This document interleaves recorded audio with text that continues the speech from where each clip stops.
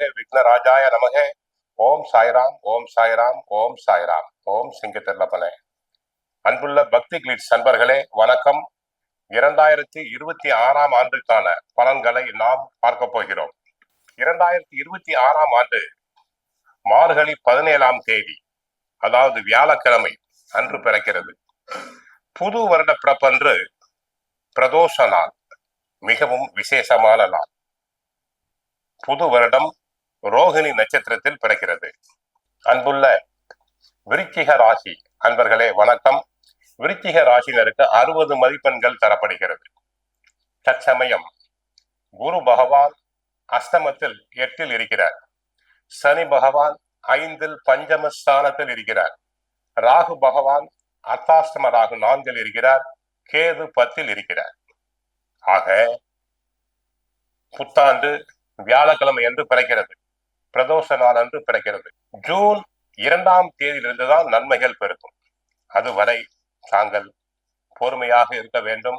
இறை வழிபாட்டில் ஈடுபட வேண்டும்.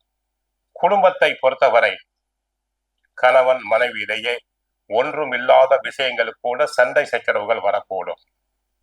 கருத்து வேறுபாடுகள் தோன்றும். அதிக செலவுகள் வரும். திட்டமிட்டு எதையுமே செய்ய முடியாது.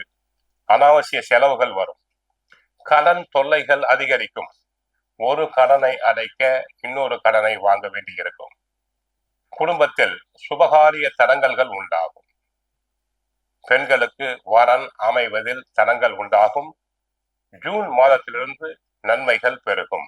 அதுவரை தங்களுக்கு தேவை பொறுமை. உத்தியோகத்தை பொறுத்தவரை வேலை பளு அதிகம், அளவுக்கு மீறிய உழைப்பு. ஆகவே உடலில் அசதி சோர்வு வந்து விலகலாம். தங்களுக்கு நியாயமாக கிடைக்க வேண்டிய பதவி உயர்வு தள்ளி போகலாம். இடமாற்றம் கிடைப்பது தாமதமாகலாம். ஜூன் 2ஆம் தேதிக்கு மேல் தங்களுக்கு நியாயமாக கிடைக்க வேண்டிய பதவி உயர்வுகள் கிடைக்கும். இடமாற்றம் கிடைக்கும். உயர் அதிகாரிகள் அனுசரணையாக நடந்து கொள்வர். ஆரோக்கியத்தை பொறுத்தவரை பிபி சுகர் பேஷன்ஸ் அனைவரும், நோயாளிகள் அனைவரும் உடல் நலனில் கவனமாக இருத்தல் வேண்டும். மருத்துவரை சென்று சந்தித்து நல்ல சிகிச்சை எடுத்துக்கொள்ள வேண்டும். தொழில் வியாபாரத்தில் கவனம் தேவை. பொறுத்தவரை கூட்டாளிகள் அனுசரணையாக இருக்க மாட்டார்கள். ஏற்றுமதி இறக்குமதி தொழில் உள்ள அன்பர்கள் கவனமாக இருக்க வேண்டும். இல்லாவிட்டால் நஷ்டம் வர வாய்ப்புள்ளது. வியாபாரிகளும் சற்று கவனமாக இருத்தல் வேண்டும். தொழிலாளர்களிடம் அட்ஜஸ்ட்மெண்ட் தேவை. கலைத்துறை அன்பர்களுக்கு நன்மைகள் பெருகும். ஆடல் பாடல் நாட்டிய துறையில் அன்பர்களுக்கு நல்ல பண வருமானம் வரும். கலை நிகழ்ச்சிகளுக்காக வெளி மாநிலங்கள் வெளிநாடுகளுக்கு சென்று வரலாம்.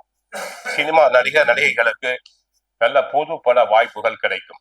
நல்ல கதையம்சம் கொண்ட படங்கள் கிடைக்கும்.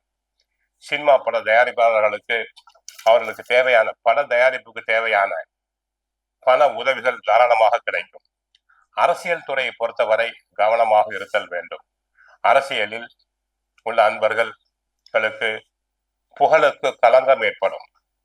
கட்சிக்குள் நியாயமாக கிடைக்க வேண்டிய பதவிகள் கிடைக்காது. மக்களிடையே புகழ் செல்வாக்கு குறையும். பேச்சில் கவனம் தேவை.